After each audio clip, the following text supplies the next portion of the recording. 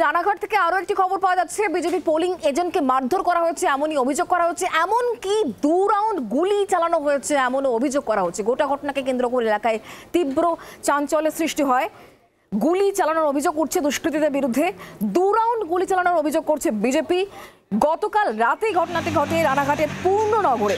আতঙ্কে বিজেপির পোলিং এজেন্টের পরিবার, বিজেপির পোলিং এজেন্টের বাড়ি ভাঙচুর করা হয়েছে এমনই অভিযোগ করা হচ্ছে, এমনকি গুলি চালানো হয়েছে, 2 রাউন্ড গুলি চালানো হয়েছে বলে বিজেপির তরফ থেকে অভিযোগ করা হচ্ছে। গতকাল রাতেই ঘটনাটি ঘটে রানাঘাটের পূর্ণনগরে। আতঙ্কিত এই পোলিং এজেন্টের পরিবার।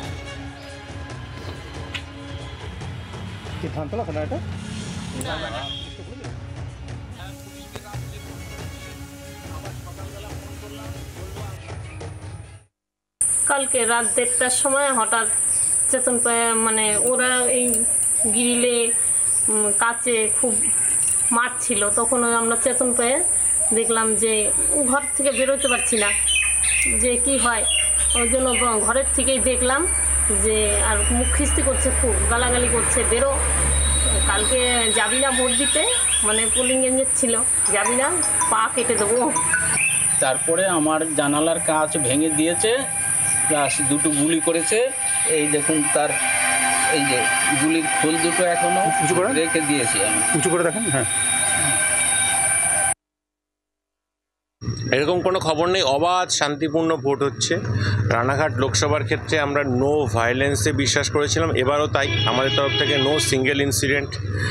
আমি যতদূর শুনেছি, যা অভিযোগ এসছে আমার কাছে, রাত 1টা-1:30 পর্যন্ত এবং সকালবেলায়ও এত ফোন এসছে যে আমি ফোন ধরে উঠতে পারছি না। বিভিন্ন জায়গায় ইউপি, বিহার থেকে বজরং দলের গেরুয়া জঙ্গিরা ঢুকেছে। তারা আমাদের যে গড়গুলো আছে তৃণমূল কংগ্রেসের ভোটার, সেখানে গিয়ে রাত্রিতে ধমকাচ্ছে, চমকাচ্ছে এবং বিভিন্ন রকম সন্ত্রাসের বাতাবরণ তৈরি করছে যাতে বেরোতে না পারে। বিজেপি নিজেদের তৈরি করা ঘটনাটাকেই প্রোপাগান্ডা করার তৈরি হচ্ছে। ভোটের শুরু থেকেই একেবারে রানাঘাট দফায় দফায় উত্তপ্ত হয়ে ওঠে, এমনকি বিজেপি গ্রাম পঞ্চায়েত সদস্যকে মারধর করা হয়েছে এমনই অভিযোগ করা হচ্ছে বিজেপির তরফ থেকে। আজকে 4 কেন্দ্রে উপনির্বাচন এবং তার মধ্যে সব থেকে যে জায়গার দিকে নজর ছিল সেটা হচ্ছে রানাঘাট, কারণ সেখানে বারবার অশান্তির ঘটনা, বিভিন্ন জায়গায় দফায় দফায় অশান্তি হয়েছে। পুলিশ ঘটনাস্থলে গিয়ে পৌঁছয়, তবে বিজেপির তরফ থেকে অভিযোগ করা হচ্ছে যে বিজেপির গ্রাম পঞ্চায়েত সদস্যকে ব্যাপক মারধর করা হয়েছে এমনই অভিযোগ করা হচ্ছে বিজেপির তরফ থেকে।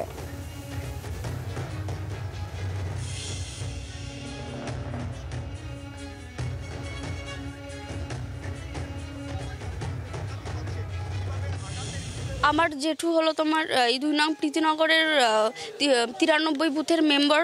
এবার আমাদের এখানে তো 93 আর 94 দুটোই বুথেই বিজেপি কর্মী জিতেছে আগের পঞ্চায়েত ভোটে, সেই একটা রাগে আক্রান্ত হয়ে আমাদের এখানটা পুরোটাই বিজেপি, মানে বলা। বিধানসভা উপনির্বাচন হচ্ছে, কেন্দ্রীয় বাহিনী রয়েছে, পুলিশ প্রশাসন, তাদের কোনো দেখা পাওয়া গেছে? রাতভর যে তাণ্ডব চললো। কাজের সময় আসেনি, তারপরে এসে আর কি হবে? কাজের সময় তো তার কোনো, মানে যদি আমার জেঠুর যদি আজকে কিছু হয়েছে তো ওরা এসে কি করতো? ওদের কাজের সময় তো পাওয়া যায় না, তারপরে এসে কি হবে? আমার জেঠুর যদি কালকে কিছু হয়েছে তো সেই খেসারত কি কেউ দিতে পারবে? প্রমাণ কোথায়? পুলিশ বলছে, পুলিশ তো জানা তাই বলছে যে গেছি টাইমে, কোথায় টাইমে?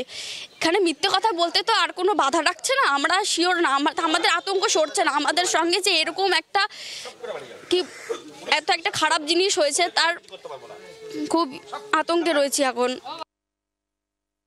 আমার উপরেই প্রথমে অ্যাটাকটা হয়। আমি ঘর থেকে আওয়াজ পাচ্ছি যে বেধড়কভাবে পেটাপেটি চলছে, এইখানে উপরে লাইট ভেঙে ফেলেছে, ওইখানে লাইট ভেঙে ফেলেছে, আমার দরজার এই মোটা ঢাসা লাথি মেরে ভেঙে ফেলেছে। কিন্তু জানি না এরপরে কি মীমাংসা আমরা পাবো না পাবো আমরা জানি না। আমরা প্রচন্ড ভয় আছি। কালকে বলছে 26 জনকে গ্রেফতার করেছে। এই 26 জন রাত আমরা কেউ ঘুমাতে পারিনি এইভাবে। আজকে যদি আমার বাবার কিছু হয়ে যেত, কোথায় কি হতো তাহলে?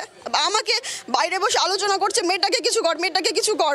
যখন আমাদের ঘটনা ঘটে গেছে আমরা কাউকে আমরা পাশে পাইনি। আমরা আমাদের বাবা, কাকা, ছোট কাকা ঘর থেকে বেরোয়নি, বাবার ভাই, সে যদি বেরোতো তাকে হয়তো শেষ করে ফেলতো।